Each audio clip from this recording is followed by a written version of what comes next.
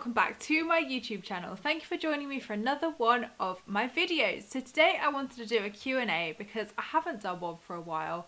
So I thought it was about time we did a little spiritual blogging and everything Q&A. So I took to Facebook, Twitter, Instagram and Snapchat to ask you for your burning questions which you wanted me to feature. So here they are. So they're not just going to be law of attraction questions. I've got quite a variety which I'm pretty happy about. So the first question is by Abigail Grant and she asks, have you found the role of gratitude plays a role in your manifestations using the law of attraction? Totally.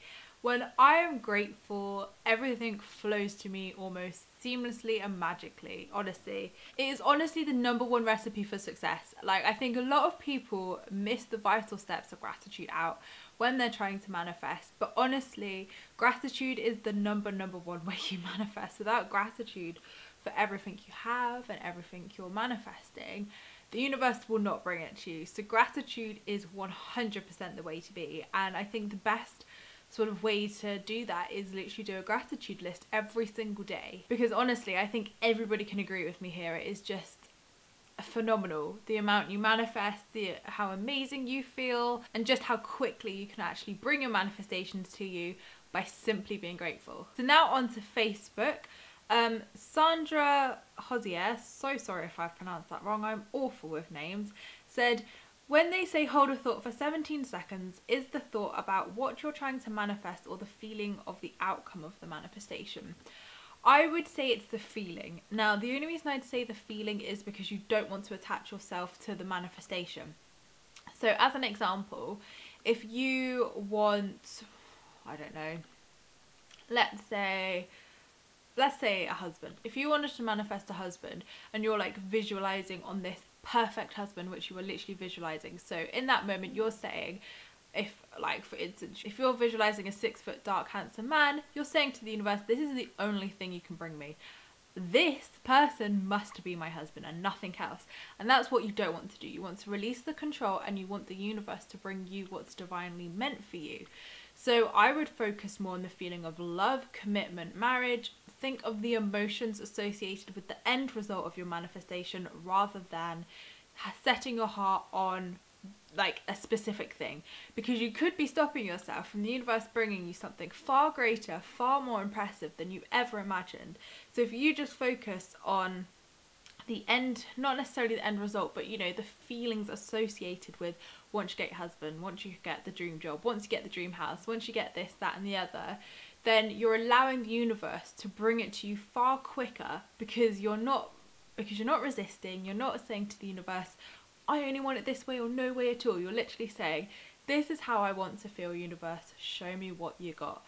So I would always say that rather than, you know, holding yourself to specific things, because most people find they won't manifest until you let go of like these old thoughts you've had and let go of how you thought things should be. And then once you let go, it magically happens. So save yourself the trouble and just focus on the feeling. And you know, sometimes we do have specific manifestations, whether, you know, it's a type of car, a type of job, or, you know, really specific things. But actually sometimes we don't know what's best for us. And sometimes the universe, well, the universe always knows what's best for us and what, you know, is divinely ours.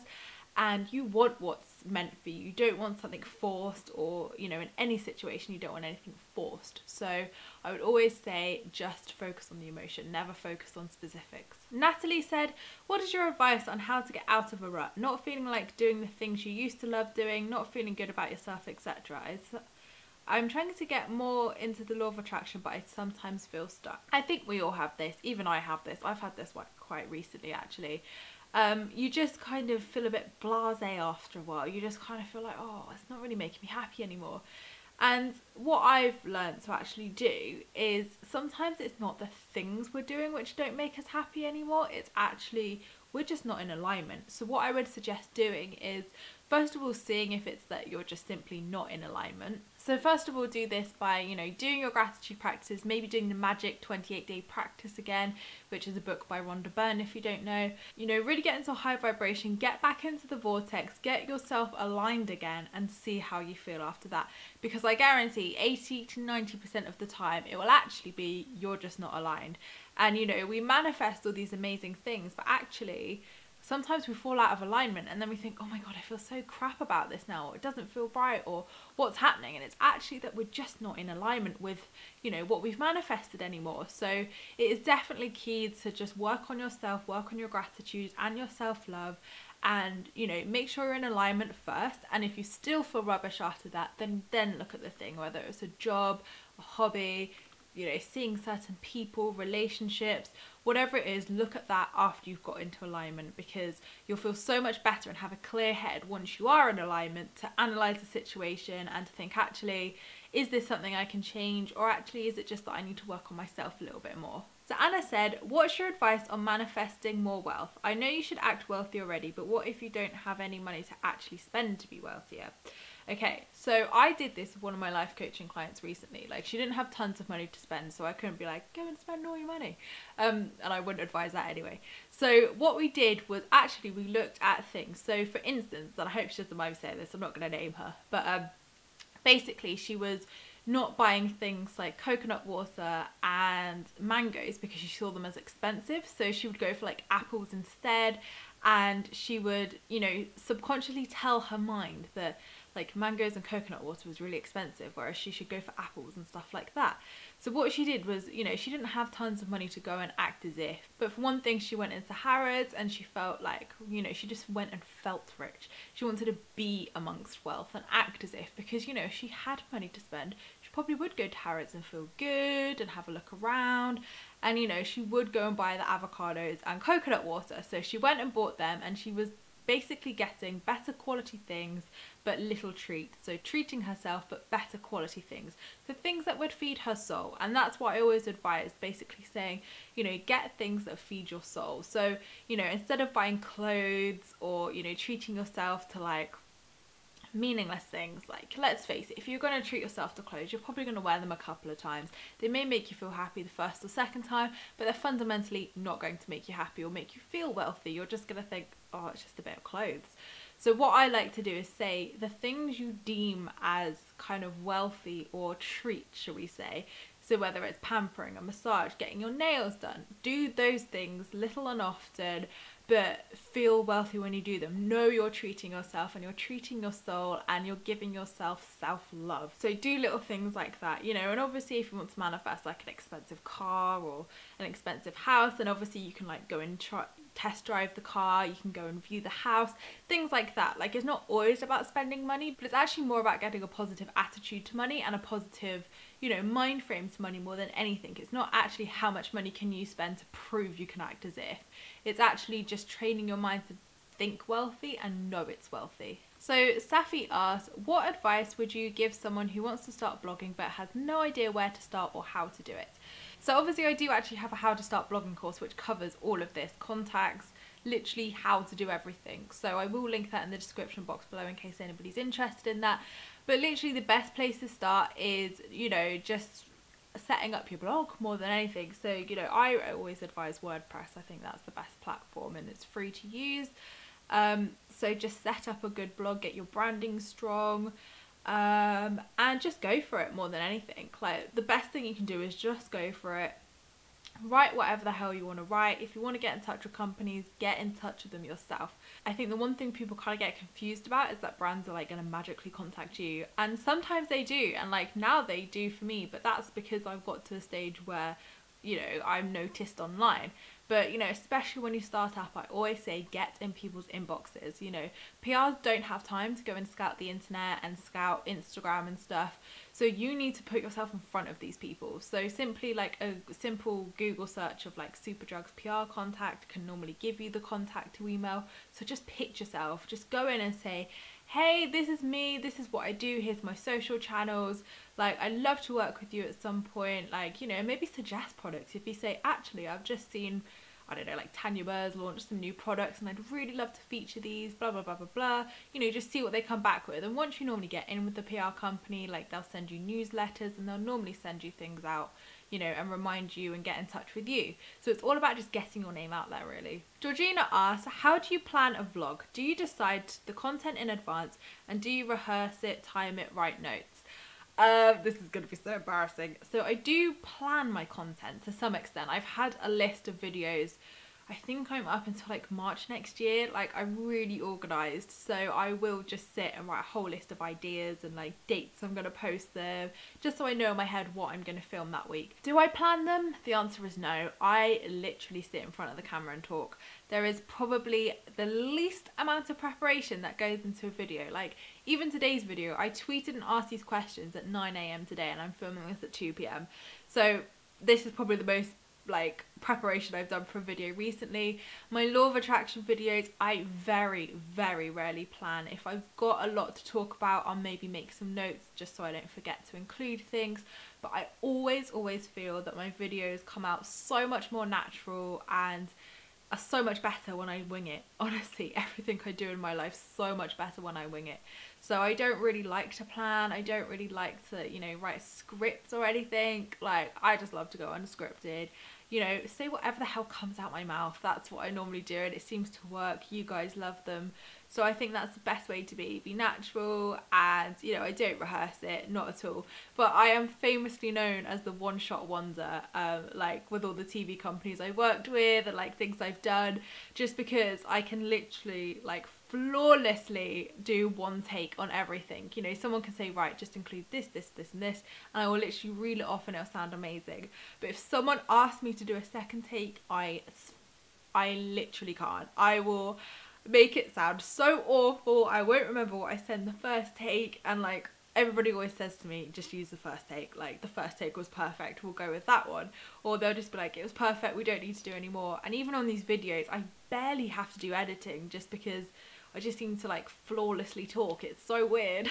So the next question is from Adri. I want to make sure this, well, it's Adri Cavallo 17. This lovely lady, I'm gonna put a little picture. I think it's Adri, maybe. I really hope so. She says, I would like to know how you stopped yourself from being miserable when your previous relationship ended, because I feel like I can't move on. I feel useless. It passed 9 months ago, and I'm still in pain. I can't find someone to be with. And I have asked her if she didn't mind reading out her name, because obviously it's quite personal. I didn't want to just say, hey everybody, this is someone's problem. So she did give me permission to say her name. Oh god, it's so hard. Like, it is hard. I can't even, like, I wish I could take the pain away. I really wish. I wish I could say something which would literally just end everybody's pain with breakups, because they are awful. And especially when you feel like, you know, you invested your life into that person, and now that person's gone. It's like, there's nothing anybody can say to take the pain away. I think the best thing you can do is, especially if you're still hurting, is to just heal. Like, heal yourself, because, you know, you're no good to anybody if you're not a healed, whole, fulfilled person. And whether that's you're meant to be with your ex, or whether that's you're meant to be with someone else. You know, I was single for well over a year, and I won't lie, it freaked me out. At times I thought, what the hell, like, why is nobody interested in me? And it used to upset me. I used to give up. I used to be so upset that like men wouldn't just, you know, approach me or ask me out on dates. Like, nobody was ever interested in me when I was single, and it was hard. But I just kept that knowledge of, I am so special. Like, I deserve someone special. I don't deserve like just some everyday random bloke who's going to treat me like shit. I have asked for something so special, and the universe is bringing it to me. So if you want to manifest someone in particular, maybe watch my How I Manifested My Dream Man video, because obviously I talk a lot in there about how I manifested love and how I manifested this guy. But I think fundamentally, to heal yourself, like during the breakup, is to just give yourself self-love. You know, I've also done a video on that as well, which will go into more depth. But, you know, just show yourself that love. Fall in love with yourself again, because falling in love with myself was the best thing I ever did, because it just transformed my entire life, my entire outlook. And for the first time in my life, I love myself. And it's true, you can't love anybody else until you love yourself. And maybe that's why like someone hasn't come into your life yet, just like me, because you had to heal, you had to awaken, and you had to go through this process. And, you know, we have to remember there is divine timing playing in like here. It's not just, you know, sometimes it can be we're not ready, and sometimes it can be, you know, we need to work on ourselves, and we need to heal, and we need to, you know, have time to ourselves. But the main thing is to just love yourself and love everything, to be grateful for everything in your life, because, you know, as shit as it does seem, there are a million reasons in your life you can be grateful for. Always there is something to be grateful for. Like, I will never accept an answer from anybody that there is nothing in their life they can be grateful for. So just look at your gratitude, feel grateful, and just, you know, feel grateful for being single. I loved being single, and I'm not saying I don't love being in a relationship now, I do, but I loved being single because it made me independent, it made me a woman, it made me the person I am now. You know, I wouldn't be able to do these videos without it. Like, I won't be here talking to you about it. So everything happens for a reason, and just have that belief that the universe it's got your back. It's doing everything it can for you, and and my mum always said this to me, and it's something I swear by now: in 6 months' time, none of what you're feeling now will matter, and in 12 months' time, you won't even remember the pain. And it's so true. It is so true. You know, I was in an incredibly dark place, an incredible, like, a low I've never felt before, rock bottom. And, you know, looking back, I can't even tell you how I got myself out of it, to be honest. Like, it was probably the hardest thing in my life, but I think what got me through it was just the knowledge that I had an incredible life, I'd achieved incredible things, I was going to have the life I'd always wanted, and all I had to do was be grateful and to, you know, work on myself and love myself first of all. And the last question, oh god, she hasn't put her name on there. So username, Elsie Mihi. I'm awful with these. So what are your top tips for manifesting things so quickly, and a list of your top 5 spiritual books? I really should have prepared for this one. Right, so my best tips for manifesting quickly, in my experience, is to attach nothing to it. So we all know how I famously manifested this house, Mr. C, and everything. I literally joked about it. So the dream man was obviously a bit more lengthy. It wasn't just one joke I made one day. It was a year process. But everything I seem to manifest happens when I say, wouldn't it be so funny if this happened? And then I forget about it. And literally the next day it happens. And I'm just like, this is uncanny. And I think the reason why it happens is because I just detach all emotion, because I'm literally laughing at the fact I'm saying this. Like, wouldn't it be so funny? I'm showing the universe a happy, high vibration, I'm then affirming it, and then I completely let go because there's no seriousness about it. I'm literally just like, whatever. So the fact I'm like detaching all the seriousness away, all the attachment, all the resisting is not there because I'm joking about it. So that is my #1 tip for manifesting quickly. And another thing I manifested really quickly recently was Copenhagen. So if you didn't know, I'm doing a Dublin meetup on the 7th of November and a Copenhagen meetup on the 20th of November. So how this came about was, like, ever since I interviewed Mike Viking, the author of The Little Book of Hygge, I've just always loved Danish. I've always wanted to go to Denmark, just always loved the Danish way, and like I just fell in love with Denmark from him basically. So it was never like on my to go, like it was never on my bucket list as such to go there, but it is always like, if I got the opportunity it'd be nice to. So me and Mr. C were looking for like another little getaway to go to, and I basically was just saying to him, like, wouldn't it be so great if we got this holiday for free? Like, and I kind of was like, I want to make it happen. So basically I work with like quite a lot of companies through my couponing website, and one of them got in touch with me that day miraculously. Well, I say miraculously, obviously it was law of attraction. And on their website they had a deal for 2 nights in Copenhagen. And I just thought, sod it, I'm just gonna ask, like, just because I want. And I kind of, I think my mindset was, sod it, I'm just gonna ask, like, you know, if I don't get it, I'll just pay for it. Do you know what I mean? Like, I think I just gave such a relaxed attitude, like, no worries, if I don't get it, I'll pay for it. If I do get it, fantastic, but I don't care. So I emailed them and just said, you know, could you gift this like to us, and like obviously I'll promote like your holiday deals and stuff on my couponing page. And he came back saying like, yeah, sure, no problem. And I was like, wow. Like, and literally it was less than 24 hours I did that manifestation. But the best thing was actually on the deal, it was meant to be a hostel we were staying in, and when he told me that, I was like, oh no, it's not for me, not for me. So he actually upgraded us to a 4-star hotel.